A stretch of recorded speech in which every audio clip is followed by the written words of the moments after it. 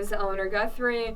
I am the designer behind Nort's Knit Denim, based here in Los Angeles, and welcome to my crib. Okay, so we got Via Clover, a retail interior design firm here to look at some of my swatches for the furniture they want to make, and let's go get them. You have such a Romeo and Juliet spot here. In the middle of Glendale. In the middle of Glendale.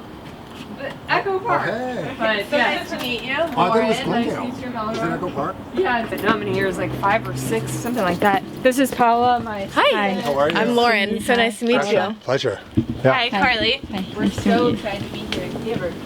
So I have so many little questions, but you're just doing every piece on your, do you get a production partner sometimes to help you? Well, I have hand loomers that I work with. They work off-site out of their own homes, and but I have knitting machines in my garage that I use, and oh my god, I love your height. I thought you were 4'11". Really? I thought you were just No, I'm tall. You're like elegant. That's why my pants are so long on everybody. I love it. Oh, that's perfect. They're first made for me, and then.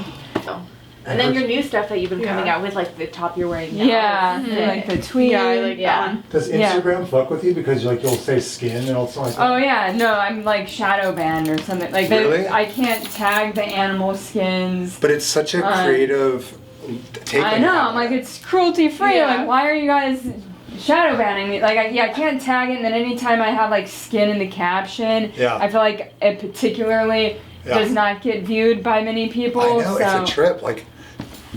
Yeah, I don't know. I love you because you're just in your world. Oh yeah, I'm drowning in it. I actually almost died the other day. Why? A bunch of different material. Yeah, I've got a lot. What is this? That's the new tweed, and I put a little bit of shimmer yarn in there. I've kind of been experimenting.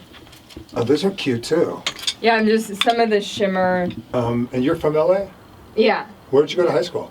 Well, I grew up near Pasadena, so Yeah, so I don't know if you Altadena consider area? that. No, I do. Some people are like. I have friends from Altadena area. Yeah, I went to Mayfield Senior School. Oh, that over there. Okay. Yeah. I went to Fairfax High. Oh, okay. I was in the middle of this. I grew up on La Brea and Washington. I don't know what area that is. Yeah. It was just I don't know, but it was great. And then I left to San Francisco, and then I just lost my brain. Then I came back, and then started this company that I'm doing. But I want to walk you through the progression of it and tell you where I'm at, because I just told you quickly on that IG, as I was just I just think it's a snore fest, the whole decor scene. And I just feel like it's just time for a creative company to come in.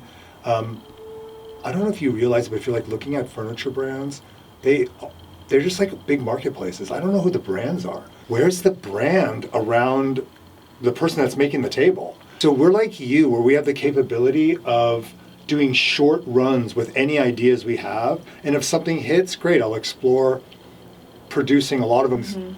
Either the design of furniture is art collector, super feminine, caters to housewives, but where's the relevant pop culture brand? I think that industry needs it.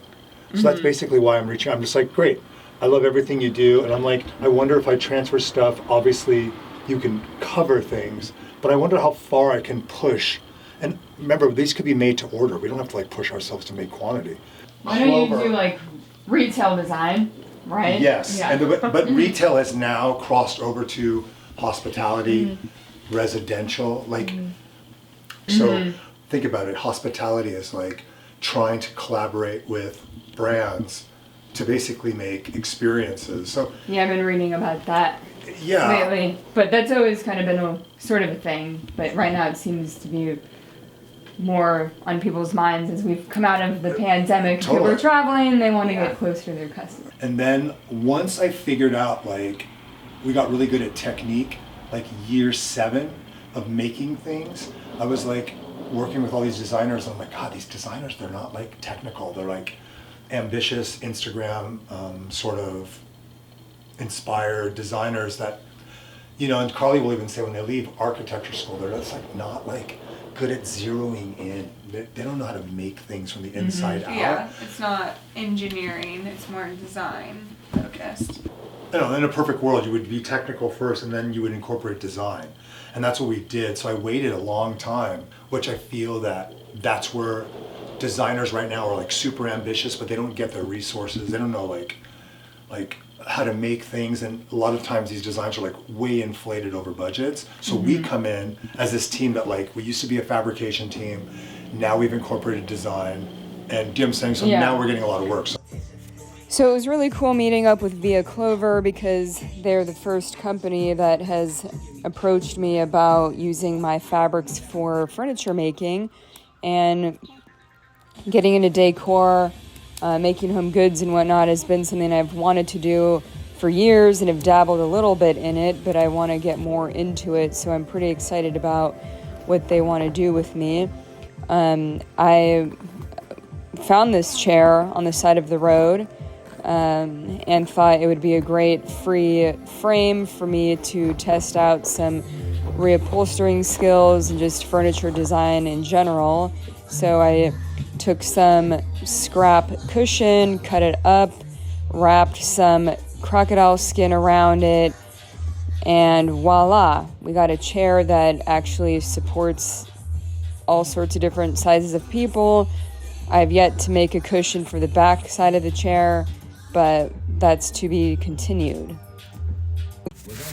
I've also made this giant rug out of scraps for Fred Siegel's Decor of their jean bar. And I also made some cushions for them and lampshades. Everything was made from upcycled scraps and old samples that I've been collecting over the years. As I've mentioned in previous videos, I am a scrap hoarder, and this is one of the reasons why, because I wouldn't have been able to make all of this decor if I didn't have all the extra scraps and fabric. It took me freaking forever to make everything, but totally worth it, and hopefully I will get to work on more projects like that in the future.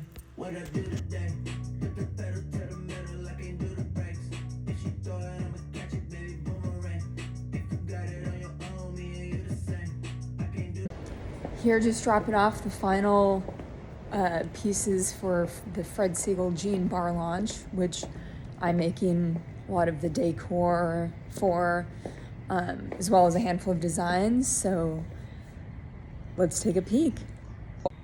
I made 2 cushions over here. They're inspired by my animal hides. If you think of animal hides when they are removed from the animal and cured, they're placed in a pile, so that's where that came from. I made this rug all out of scraps. All of the decor is out of scraps. This measures about 4 feet by 10 feet. It took a lifetime's worth of time to make, so appreciate it, step on it, enjoy it. And of course, we have here the lampshades I made all out of scraps and old samples.